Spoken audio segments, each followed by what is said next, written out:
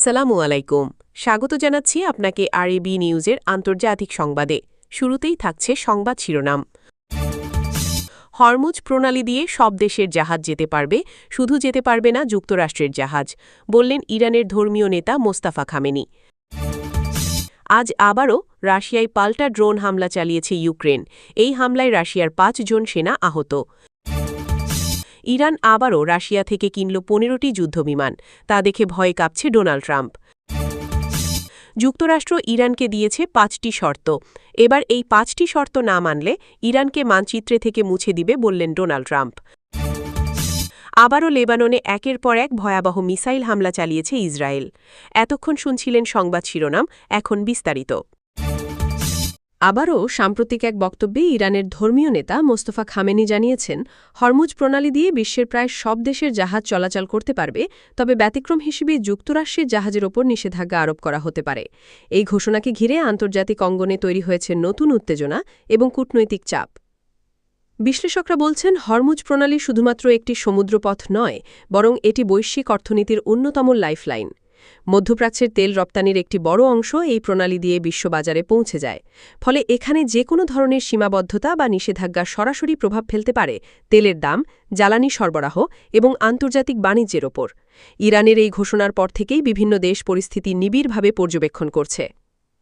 ইরানের পক্ষ থেকে দাবি করা হয়েছে, এই সিদ্ধান্ত মূলত রাজনৈতিক ও নিরাপত্তাজনিত কারণে নেওয়া হয়েছে। তাদের মতে, যুক্তরাষ্ট্র দীর্ঘদিন ধরে এই অঞ্চলের সামরিক উপস্থিতি বাড়িয়ে উত্তেজনা তৈরি করছে। তাই নিজেদের সার্বভৌমত্ব রক্ষার স্বার্থে এমন পদক্ষেপ নেওয়া ছাড়া আর কোনো উপায় নেই। যদিও এই বক্তব্যের বিপরীতে যুক্তরাষ্ট্রের পক্ষ থেকে এখনও আনুষ্ঠানিক প্রতিক্রিয়া জানানো হয়নি, তবে ধারণা করা হচ্ছে খুব শীঘ্রই এই বিষয়ে স্পষ্ট অবস্থান তুলে ধরবে ওয়াশিংটন। এদিকে আন্তর্জাতিক মহল এই ঘোষণাকে অত্যন্ত গুরুত্বের সঙ্গে দেখছে, কারণ হরমুজ প্রণালীতে কোনো ধরনের বৈষম্যমূলক নিষেধাজ্ঞা আরোপ আন্তর্জাতিক সামুদ্রিক আইনের সঙ্গে সাংঘর্ষিক হতে পারে। অনেক দেশই ইতোমধ্যে উদ্বেগ প্রকাশ করেছে যে যদি এই সিদ্ধান্ত বাস্তবায়ন করা হয়, তাহলে তা বৈশ্বিক স্থিতিশীলতার জন্য হুমকি হয়ে দাঁড়াতে পারে। বিশেষ করে তেল নির্ভর দেশগুলো এই পরিস্থিতিতে সবচেয়ে বেশি ক্ষতিগ্রস্ত হতে পারে। অন্যদিকে সামরিক বিশ্লেষকরা আশঙ্কা করছেন, এই ঘোষণার ফলে অঞ্চলটিতে সামরিক উত্তেজনা আরও বাড়তে পারে। যুক্তরাষ্ট্র যদি এই নিষেধাজ্ঞাকে চ্যালেঞ্জ করে, তাহলে হরমুজ প্রণালীতে সরাসরি সংঘর্ষের সম্ভাবনা উড়িয়ে দেওয়া যাচ্ছে না। ইতোমধ্যে পারস্য উপসাগর এলাকায় বিভিন্ন দেশের নৌবাহিনীর উপস্থিতি বাড়ানোর খবরও সামনে আসছে, যা পরিস্থিতিকে আরও জটিল করে তুলতে পারে। তবে কূটনৈতিক মহল এখনও আশা ছাড়ছে না। তারা মনে করছে, আলোচনার মাধ্যমে এই সংকটের সমাধান সম্ভব। আন্তর্জাতিক সংস্থাগুলো উভয় পক্ষকে সংযত থাকার আহ্বান জানিয়েছে এবং শান্তিপূর্ণ সমাধানের পথ খুঁজে বের করার ওপর গুরুত্ব দিচ্ছে। কারণ যে কোনো ধরনের সংঘর্ষ শুধু এই অঞ্চলের জন্য নয়, পুরো বিশ্বের জন্যই বড় ধরনের সংকট ডেকে আনতে পারে। সব মিলিয়ে হরমুজ প্রণালীকে ঘিরে নতুন এই ঘোষণায় বিশ্ব রাজনীতিতে আবারও তৈরি হয়েছে অস্থিরতা। পরিস্থিতি কোন দিকে মোড় নেবে তা এখনই বলা কঠিন, তবে এটা স্পষ্ট যে আগামী কয়েকদিন এই ইস্যুটি আন্তর্জাতিক সংবাদ মাধ্যম ও কূটনৈতিক আলোচনার কেন্দ্রবিন্দুতে থাকবেই। আজ পূর্ব ইউরোপের আকাশে উত্তেজনার ঘনঘটা। চলমান সংঘাতের ধারাবাহিকতায় ইউক্রেনের ভেতরে নতুন করে ড্রোন হামলা চালিয়েছে রাশিয়া। ভোরের নীরবতা ভেঙে একাধিক বিস্ফোরণের শব্দে কেঁপে ওঠে বিভিন্ন অঞ্চল। সামরিক সূত্রগুলো জানিয়েছে, এই হামলায় অন্তত ৫ জন রাশিয়ান সেনা আহত হয়েছে, যা পরিস্থিতিকে আরও জটিল করে তুলেছে। ঘটনার বিবরণ অনুযায়ী হামলাটি ছিল কৌশলগতভাবে পরিকল্পিত। ড্রোনগুলো নির্দিষ্ট কিছু সামরিক স্থাপনাকে লক্ষ্য করে ছোড়া হয়। যদিও রাশিয়ার পক্ষ থেকে দাবি করা হয়েছে এটি ছিল প্রতিরক্ষামূলক পদক্ষেপ, কিন্তু বিশ্লেষকরা বলছেন এই ধরনের পাল্টা হামলা আসলে চলমান উত্তেজনাকে আরও উস্কে দিচ্ছে। হামলার পরপরই এলাকা জুড়ে নিরাপত্তা জোরদার করা হয়েছে এবং আহত সেনাদের দ্রুত চিকিৎসার জন্য নিকটবর্তী সামরিক হাসপাতালে নেওয়া হয়েছে। অন্যদিকে ইউক্রেনীয় কর্তৃপক্ষ জানিয়েছে, তারা আকাশ প্রতিরক্ষা ব্যবস্থার মাধ্যমে বেশ কয়েকটি ড্রোন ভূপাতিত করতে সক্ষম হয়েছে। তবে কিছু ড্রোন লক্ষ্যবস্তুতে আঘাত হানতে সক্ষম হওয়ায় ক্ষয়ক্ষতির মাত্রা পুরোপুরি এড়ানো যায়নি। স্থানীয় বাসিন্দারা আতঙ্কে রাত কাটিয়েছেন, অনেকেই নিরাপদ আশ্রয়ের খোঁজে বাড়িঘর ছেড়ে বেরিয়ে পড়েন। এই হামলার প্রেক্ষাপটে আন্তর্জাতিক মহলেও উদ্বেগ বাড়ছে। বিভিন্ন দেশ পরিস্থিতি নিবিড়ভাবে পর্যবেক্ষণ করছে এবং উভয় পক্ষকে সংযম দেখানোর আহ্বান জানিয়েছে। বিশেষজ্ঞদের মতে, এমন ধারাবাহিক হামলা কেবল সামরিক নয়, মানবিক সংকটকেও তীব্রতর করে তুলছে। এদিকে রাজনৈতিক বিশ্লেষকরা বলছেন এই সংঘাত এখন এমন এক পর্যায়ে পৌঁছেছে যেখানে প্রতিটি হামলারই রয়েছে পাল্টা প্রতিক্রিয়া, ফলে যুদ্ধের এই চক্র থেকে বেরিয়ে আসা ক্রমেই কঠিন হয়ে পড়ছে। কূটনৈতিক আলোচনার পথ এখনও খোলা থাকলেও বাস্তব পরিস্থিতি সেই আলোচনাকে বারবার প্রশ্নের মুখে ফেলছে। আজকের এই ড্রোন হামলা শুধু একটি সামরিক ঘটনা নয়, এটি বৃহত্তর সংঘাতের আরেকটি গুরুত্বপূর্ণ অধ্যায়। পরিস্থিতি কোন দিকে মোড় নেবে তা নিয়ে এখনই নিশ্চিত করে কিছু বলা না গেলেও সাধারণ মানুষের জন্য অনিশ্চয়তা আর শঙ্কা দিন দিন বেড়েই চলেছে। আন্তর্জাতিক অঙ্গনে আবারও নতুন করে উত্তেজনার সুর। মধ্যপ্রাচ্যের শক্তিশালী দেশ ইরান এবার রাশিয়ার কাছ থেকে আরও ১৫টি আধুনিক যুদ্ধবিমান কিনেছে এমন খবর সামনে আসতেই কূটনৈতিক মহলে শুরু হয়েছে জোর আলোচনা। প্রতিরক্ষা সক্ষমতা বাড়াতে দীর্ঘদিন ধরেই কাজ করছে ইরান, আর এই নতুন যুদ্ধবিমান চুক্তিকে সেই প্রচেষ্টারই ধারাবাহিকতা হিসেবে দেখছেন বিশ্লেষকরা। বিশেষ করে আকাশ প্রতিরক্ষা শক্তি জোরদারে এই পদক্ষেপ কতটা কার্যকর হবে তা নিয়ে চলছে নানা হিসাব নিকাশ। রাশিয়ার তৈরি এই যুদ্ধবিমানগুলো প্রযুক্তিগত দিক থেকে অত্যাধুনিক বলে দাবি করা হচ্ছে। ধারণা করা হচ্ছে এগুলো ইরানের বিদ্যমান বিমানবহরে যুক্ত হলে আকাশসীমা রক্ষায় দেশটি আরও শক্তিশালী অবস্থানে পৌঁছবে। তবে ঠিক কোন মডেলের বিমান কেনা হয়েছে কিংবা এই চুক্তির আর্থিক দিক কতটা বড় তা এখনও আনুষ্ঠানিকভাবে স্পষ্ট করা হয়নি। তবুও আন্তর্জাতিক গণমাধ্যমে এই খবর ছড়িয়ে পড়ার পর থেকেই নানা জল্পনা-কল্পনা শুরু হয়েছে। এদিকে এই খবর প্রকাশের পরপরই যুক্তরাষ্ট্রের সাবেক প্রেসিডেন্ট ডোনাল্ড ট্রাম্পের নামও আলোচনায় উঠে এসেছে। বিভিন্ন বিশ্লেষণে বলা হচ্ছে ইরানের এই মারণ শক্তি বৃদ্ধি নিয়ে যুক্তরাষ্ট্রের রাজনৈতিক অঙ্গনে নতুন করে উদ্বেগ তৈরি হয়েছে। যদিও ভয় কাঁপছে এমন ভাষা বাস্তবতার তুলনায় অনেকটাই অতিরঞ্জিত হতে পারে, তবুও বিষয়টি যে গুরুত্ব সহকারে দেখা হচ্ছে তা নিয়ে কোনো সন্দেহ নেই। বিশেষজ্ঞদের মতে ইরান রাশিয়া সামরিক সহযোগিতা নতুন কিছু নয়। গত কয়েক বছরে এই দুই দেশের মধ্যে প্রতিরক্ষা খাতে ঘনিষ্ঠতা অনেকটাই বেড়েছে। অস্ত্র, প্রযুক্তি এবং প্রশিক্ষণ সব ক্ষেত্রেই পারস্পরিক সহযোগিতা বাড়ছে।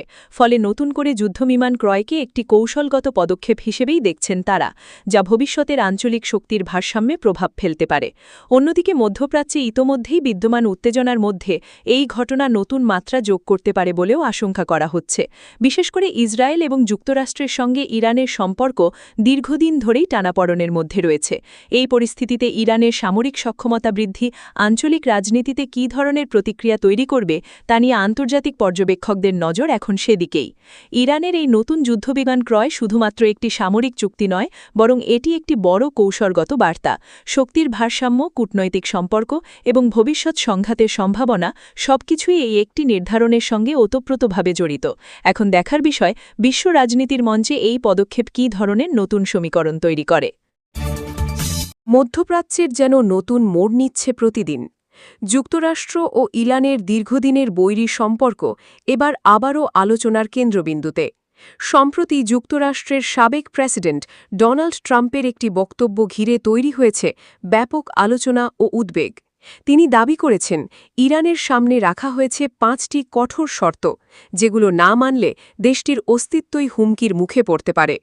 বিশ্লেষকরা বলছেন এই 5টি শর্ত মূলত ইরানের পারমাণবিক কর্মসূচি, মধ্যপ্রাচ্যে তাদের সামরিক প্রভাব এবং বিভিন্ন আঞ্চলিক গোষ্ঠীর প্রতি সমর্থন বন্ধ করার সঙ্গে সম্পর্কিত।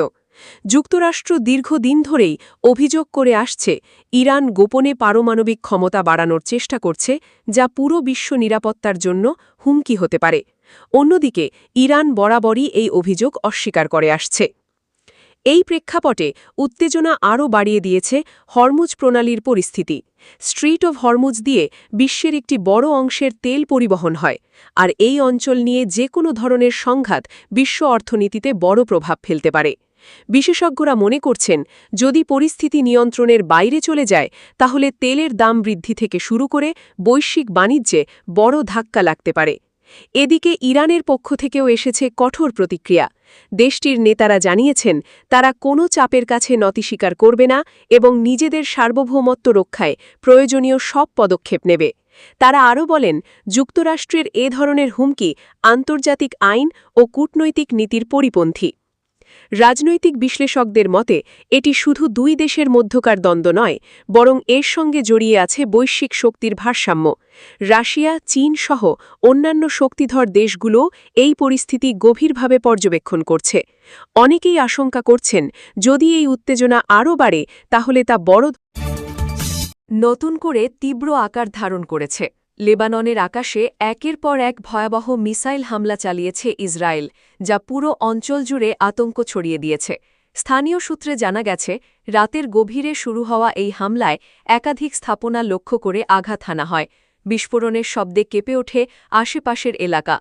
ঘুম ভেঙে আতঙ্কে ছুটোছুটি শুরু করে সাধারণ মানুষ। অনেকেই নিরাপদ আশ্রয়ের খোঁজে ঘরবাড়ি ছেড়ে বেরিয়ে পড়েন।